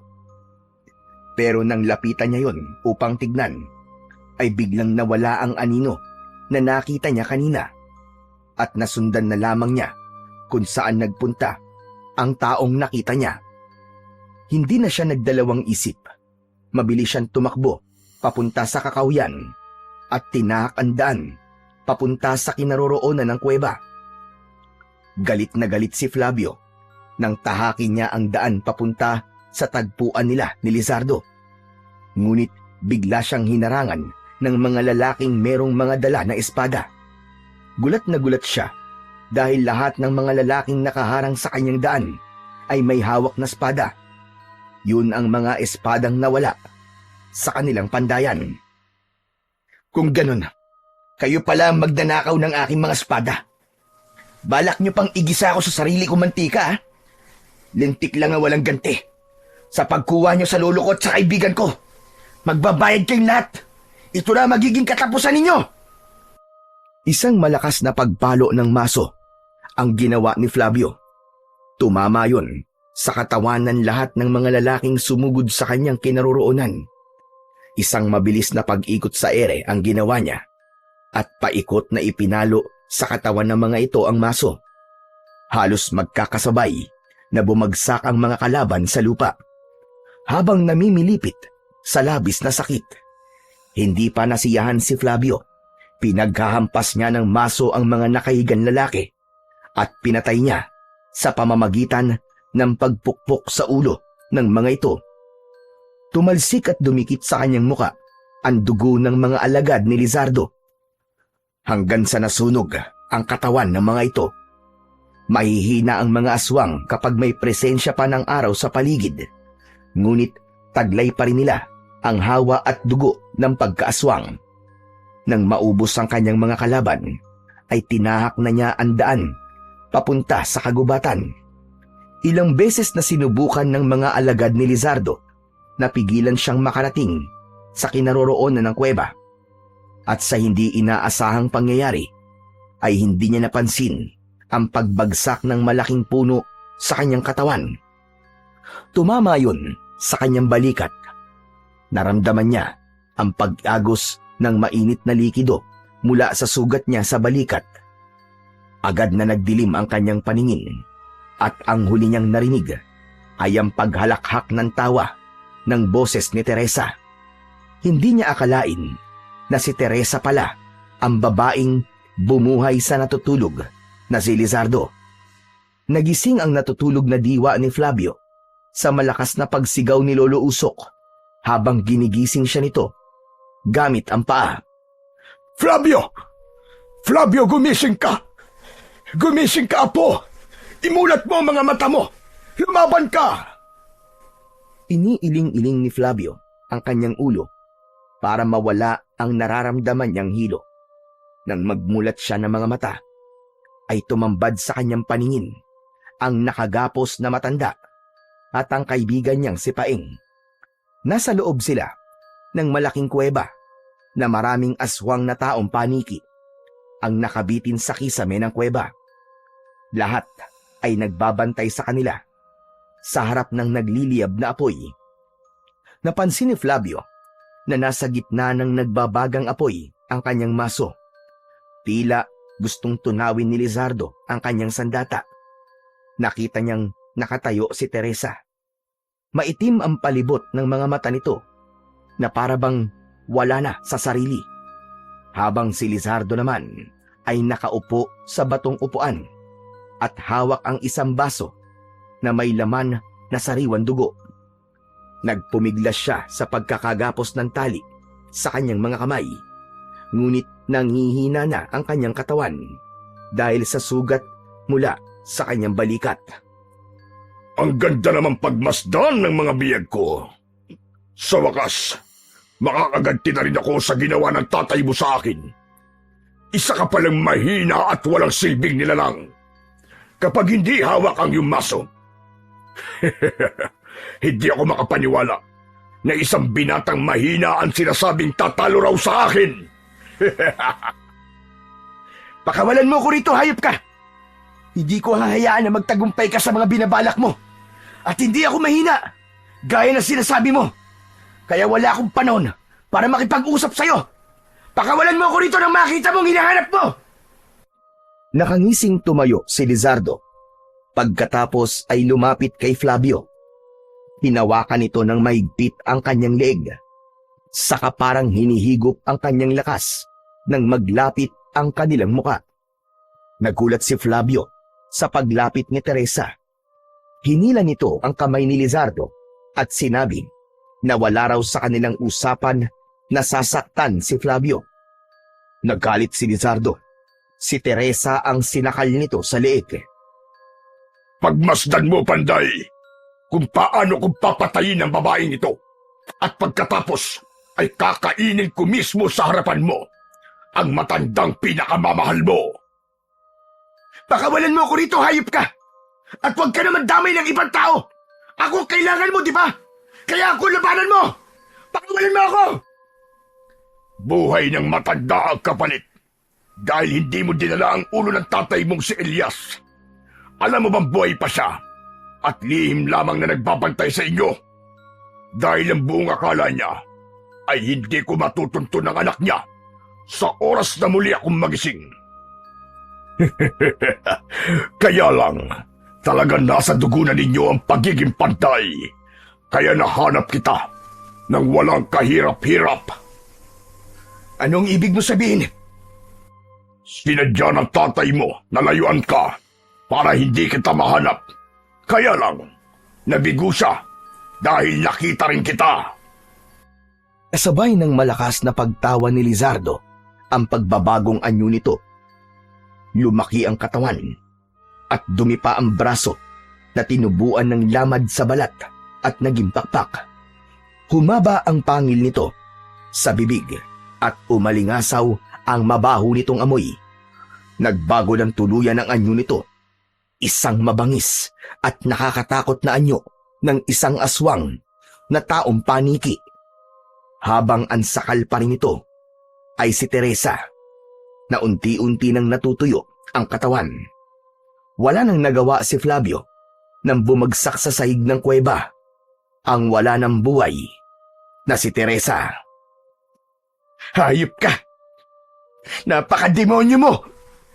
Magbabayad ka sa ginawa mo kay Teresa! Wala na siyang silbi sa akin. Nakuha ko na gusto ko.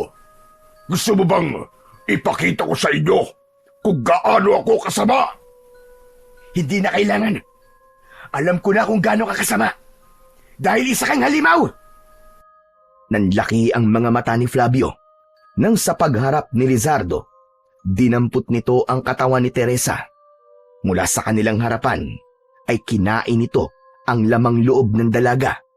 Si Paeng na nagkamalay ay nakita ang ginawa ni Lizardo kay Teresa. Nagwala ito dahil sa labis na galit. Hayop ka! Papatayin kita! Anong ginawa mo kay Teresa? Nilapitan ni Lizardo si Paeng. Sa kasinipa nito ang tiyan ni Paeng. Namimilipit sa sakit ang kanyang kaibigan habang umiiyak dahil sa ginawa ni Lizardo kay Teresa. Dala ng matinding galit ay nagwala si Flavio. Hindi niya maipaliwanag ang naramdamang malakas na enerhiyang gumapang sa kanyang katawan. Nagawa niyang masira ang lubid na nakagapos sa kanyang mga kamay. Kasabay ng kanyang pagsugod sa nakatayong si Lizardo, dinampot niya ang maso na nakalagay sa umaapoy na kahoy. Tila nawala ang init nang mahawakan niya ang maso. Nagulat si Lizardo sa bilis ng pangyayari, kaya hindi ito agad nakagalaw sa kinakatayuan. Habang hawak ni Flavio ang maso, bumalot ang liwanag sa kanyang buong pagkatao, kasabay ng pagpalo niya ng maso sa sahig ng kuweba. Yumanig ang yungib. Nasaktan ang pandinig ng mga aswang na mukhang paniki na nasa loob ng kuweba. Ngunit nabigla si Flavio sa pagdating ng isang lalaking nakadamit ng kulay itim. Yun ang lalaking nakita niya sa kakahuyan. Nakipaglaban ito sa mga aswang na taong paniki gamit ang matalas nitong itak. Pagkatapos ay kinalaga nito ng tali sina Lolo Usok at Paeng. Inilabas ng lalaki ang dalawang bihag. Lahat ng humarang sa lalaking nagligtas sa kanyang lolo at kaibigan ay inatake naman niya ng palo sa katawan gamit ang kanyang makapangyarihang maso. Bumagsak ang mga ito sa sahig ng kuweba habang hawak ang sariling tenga. Kasunod ng pagsabog ng mga ulo nito, naramdaman ni Flavio ang pagtama ng kamao ni Lizardo sa kanyang likuran. Pasadsad siyang bumagsak sa sahig ng kuweba. Lumipad si Lizardo sa loob ng yungib at paulit-ulit siyang inatake ng kalmot gamit ang kuko nito. Isang mabilis na pagtayo ang ginawa ni Flavio. Niyakap niya ang ulo ng kanyang maso at ang malabulalakaw na liwanag na nanggagaling sa kanyang sandata ay inipon niya at hinagupit sa lumilipad na si Lizardo. Matitikman mo ngayon ang malupit na pagtama ng sandata ko. Ang maso na sinasabi mo mahina at inutil ang siyang gagamitin ko sa'yo para patayin ka! Isang malakas na pagpalo ng maso sa dingding ng kuweba ang ginawa ni Flavio. Yumanig ang paligid dahil sa malakas na pag-alingaw-ngaw ng tunog mula sa maso. Tila nakita ni Flavio ang malaapoy na tumama sa katawan ng lumilipad na si Lizardo. Bumagsak ito sa sahig. Habang umaangil sa matinding sakit na nararamdaman sa tenga, tumirik ang mga mata nito habang nakahawak sa sariling tenga. Inulit ni Flavio ang pagpukpok sa sahig ng kuweba gamit ang maso. Napasigaw ng malakas si Lizardo. Hindi ito maaari! Tama na! Tama na! Tigilan mo na yan! Tama na! Dahil sa labis na sakit na nararamdaman, ay lumipad sa itaas ng kuweba si Lizardo. Ngunit bumabangga lamang ito sa kisame at dingding ng kuweba. Isang malakas na pagpalo ulit ng maso sa sahig ng kuweba ang ginawa ni Flavio. Hanggang sa hindi na nakayanan ni Lizardo ang labis na sakit at muli itong nag-anyong tao upang maiwasan ang sakit na nararamdaman ito mula sa ingay ng maso. Isang malakas na suntok ang ginawa nito na tumama naman sa dibdib ni Flavio. Dumating ang lalaking tumulong sa kanya at lumukso ito pasipa sa nakatayong si Lizardo. Pasadsad na bumagsak sa sahig ng kuweba si Lizardo habang ang lalaking tumulong sa kanya ay umatake ng taga sa nakahigang kalaban. Nasalag ng kamay ni Lizardo ang sandata ng lalaki at nakaganti ito ng suntok sa muka ng lalaki. Maya-maya pa ay tumayo ito at nilapitan ang lalaking bumagsak sa sahig ng kuweba. Ikaw pala yan, Elias! Sa wakas, makakaganti na rin ako sa ginawa mo! Hayop ka! Layuan mo ang anak ko! Layuan mo siya! Layuan? Hindi pa nga ako nakakaganti sa'yo. Kasama talaga siya sa kabayaran na sisingilin ko sa'yo. Ikaw ang may utang sa'kin, kaya ako maniningil sa'yo. Nakilala ni Flavio ang lalaking tumulong sa kanya nang marinig niya ang pangalan nito mula kay Lizardo. Napatunayang yun nga ang kanyang amang si Elias. Kitang-kita niya nang tumayo ang kanyang ama para gumanti ng suntok kay Lizardo. Kasunod ng pagtaga nito sa balikat ng kalaban gamit ang itak at sa muling pagbulwak ng dugo ni Lizardo mula sa balikat nito, bumalik sa pagiging aswang si Lizardo. Gumanti ito ng kagat sa balikat ni Elias. Hindi ko hahayaan na maulit ang ginawa mo sa akin noon. Papatayin kita at uubusin ko ang lahi ng mga panday. Kitang-kita ni Flavio kung paanong umagos ang dugo sa balikat ni Elias. Kaya sinamantala niya ang pagkakataon. Malakas niyang hinampas ng maso ang ulo ni Lizardo. Halos tumalon ang hari ng mga aswang dahil sa labis na sakit. Napatayo ito at nagpasuray-suray sa paglalakad, palayo sa kinaroroonan ni Elias. Muli niyang pinalo ng maso ang ulo ni Lizardo. Bumagsak ito sa sahig. At nang bumagsak ito, ay sinabayan naman niya ng magkakasunod na pagpalo ng maso sa sahig ng kuweba. Hindi na napigilan ni Lizardo ang labis na sakit na nararamdaman niya. Lumabas sa katawan nito ang kulay pulang usok. Makinig ka! Hampasin mo ng maso lumabas sa kulay pulang usok sa kanyang katawan. Itulad mo yon sa isang bakal. Kapag naipon ang kulay puting usok, idikit mo sa iyong maso. Saka mo ipalo sa katawan ni Lizardo upang mamatay ang immortal niyang kapangyarihan at hindi na siya kailanman makakabalik sa kanyang katawan. Hindi na niya magagamit ang dugo ng katawan ng dalagang birhen para siya ay muling mabuhay dahil mawawala na sa kanya ang kanyang kapangyarihan. Sinunod ni Flavio ang lahat ng mga sinabi ng kanyang ama. Isang malakas na paghampas ang ginawa niya sa kulay pulang usok na lumabas sa katawan ni Lizardo at kasunod ang pagpalo niya ng maso sa katawan ni Lizardo. Nagkikikisay ang katawan nito habang bumubula ang bibig mula sa sarili nitong dugo. Kitang-kita ni Flavio kung paanong sumabog ang ulo ng hari ng mga aswang na si Lizardo. Nasunog ang katawan nito hanggang sa bumalik sa kulay itim na likido. Nang mamatay si Lizardo, yumanig ang buong kuweba. Bumagsak ang malalaking tipak ng bato, kasabay ng paghila sa kanyang kamay ni Elias, palabas sa kuweba na nagbabanta ng gumuho. Ilang segundo lang ang lumipas nang sila ay makalabas. Umalingaw-ngaw ang ingay mula sa gumuhong kuweba at biglang lumiwanag ang paligid mula sa kalahating buwan na nakasilip sa langit.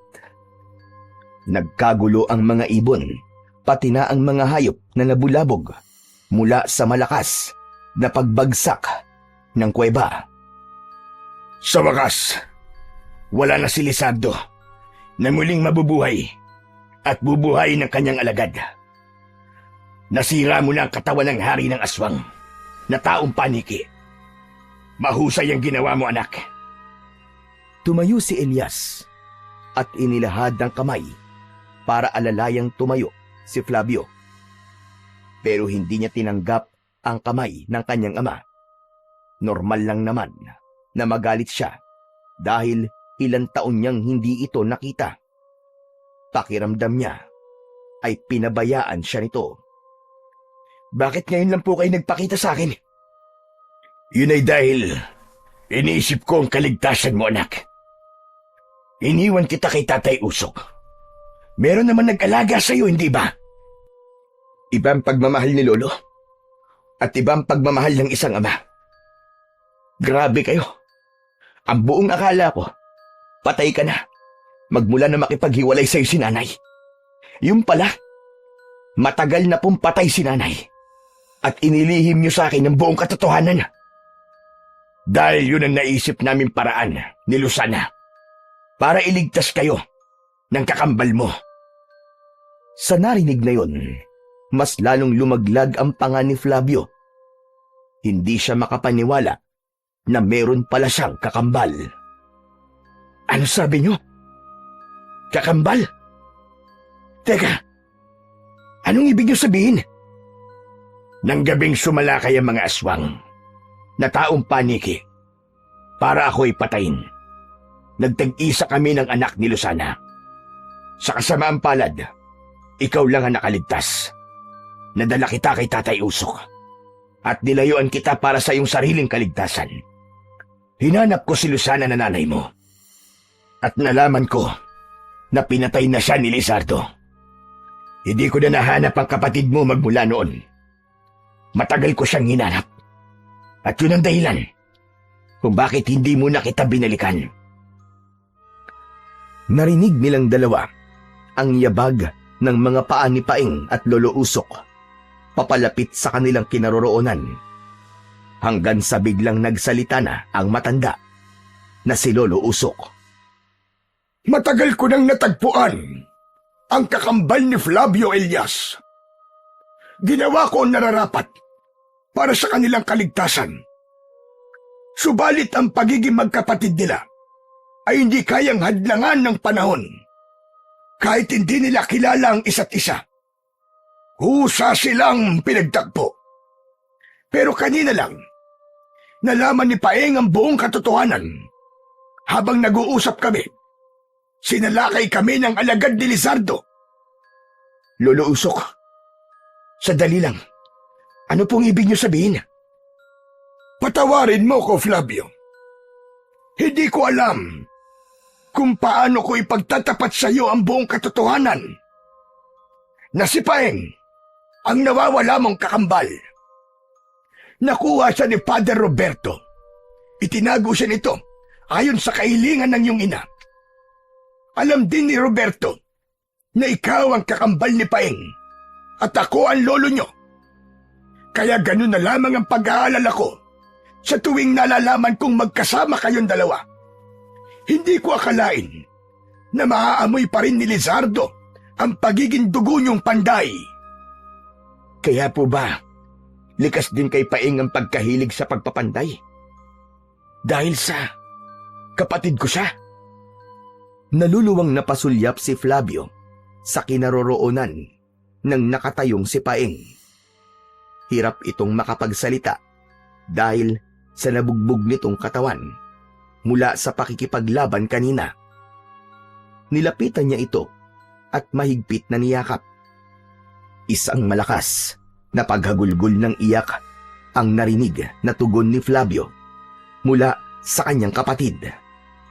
Habang si Lolo Usok naman ay mahigpit na niyakap ang anak na matagal nang hindi nakita. Diyos ko! Buong akala ko talaga ay namatay ka na rin, Elias. Salamat sa Diyos. Ligtas ka at walang nangyaring masama sa iyo, anak. Tay, palagi naman po ako nakabantay sa inyo. Hindi niyo po ba naaalala na kapag walang-wala na kayong maisasaing na bigas, ay nagkakaroon kayo bigla ng bigas sa labas ng pintuan? Ako po ang gumagawa nun. Pero kailangan ko pang gawin na patago para lamang hindi masaktan ng mga anak ko. Pero magkaganon man, ay nahanap pa rin nila kayo. Lumapit ang magkaibigan na ngayon ay magkambal sa kanilang ama na umiiyak sa labis na kaligayahan. Yumakap ang dalawa sa kanilang ama at naintindihan kung gaano kahirap sa isang ama ang sakripisyong ginawa nito para lamang mabuhay silang magkapatid. Ang akala ko, wala na talaga akong pamilya, Tay. Alam nyo, madalas po kitang nakikitang nakabantay sa akin at inakala ko po na kayo ay isang aswang na nagpapanggap lamang na tao. Pero na maabutan kita, nakausap si Tatay Roberto at narinig ko ang mga pinag-uusapan nyo. Nalaman ko po ang buong katotohanan tungkol sa pagkatao ko. Hindi po ako makapaniwala, kaya mas pinili ko pong tanungin si Lolo Usok. Kaya lamang biglang dumating si Teresa, kasama ang mga alagad ni Lizardo, at dinukot kami. Huwag na nating balikan ng nakaraan. Ang mahalaga ay ang kasalukuyan, kambal. Wala namang gugulo sa buhay natin at magkakasama na ulit tayo ng tahimik. Tama si Flavio. Huwag na nating isipin ang nakalipas na dahil nangyari na ang lahat ng yon. Ang mahalaga, magkakasama tayo na haharap sa panibagong bukas. Napuno ng emosyon ang kanilang dibdib dahil sa pagtanggap nila sa isa't isa. Pagkatapos ay nagpasya na silang umalis sa lugar na yon. Tinaak nila ang daan pauwi sa bahay ng matanda. Pagkalipas ng ilang minuto ay narating nila ang bahay ni Lolo Usok. Sakto rin ang pagtilaok ng mga manok, indikasyon na malapit ng mag-umaga. Masaya na nagtulong-tulong ang apat sa pag-aayos ng nasira nilang tirahan. Pagkalipas ng isang oras na pag-aayos ng kanilang bahay, ginamot ni Lolo Usok si Paeng dahil sa mga pasa at sugat nito sa katawan. Pagsapit ng umaga, ay sama-sama silang nag-almusal sa hapagkainan. Habang masayang nagkwekwentuhan, lumipas ang mga araw na sila ay masasayang magkakasama. Kinalimutan ng nakaraan at nagsimula ng panibagong buhay. Ngunit ang pagiging panday ni na Flavio, Paeng at Elias ay ipinagpatuloy ng mag-aama. Kaya naman, sumikat silang tatlo sa husay nila sa paggawa ng iba't ibang klaseng sandata. Habang ang gintong maso na gawa sa bulalakaw ang madalas na ginagamit ni Flavio sa pagpapanday niya ng mga itak. Ang buhay ng tao ay puno ng karanasan. May saya, lungkot, at may mahirap na hindi madaling kalimutan. Sa bawat paglalakbay, dala natin ang bigat ng nakaraan. Subalit, kung patuloy tayong nakakulong sa mga alaala ng sakit at pagkakamali, hindi natin matututunan kung paano magpatuloy sa buhay. Ang paglimot sa nakaraan ay hindi nangangahulugang burahin ito. Sa halip, ito ay pagtanggap sa tapos na at wala na tayong magagawa upang baguhin pa. Dahil kahit immortal o tao pa, kailanman ay hindi na mababago ang nakatakda. Walang ibang mananaig kundi ang kabutihan, at kailanman ang kasamaan ay hindi mangingibabaw. Palaging may katapat na parusa ang sinuman na magkakasala sa ating dakilang lumikha.